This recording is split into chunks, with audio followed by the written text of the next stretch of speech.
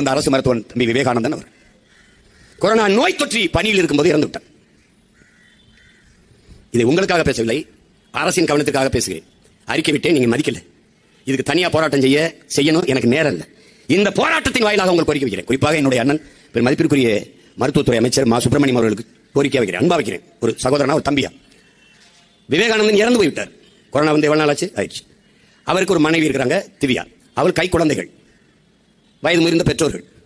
விவேகானந்தன் இல்ல. அதனால மீள முடியாத பொருளாதார சுமை, வறுமை, ஏழ்மை, நெருக்கடி. அவர்கள் கேட்பது திவ்யாவுக்கு ஒரு அரசு பணி, அது அவள் வாழ்க்கைக்கு ஒரு பாதுகாப்பா இருக்கும்.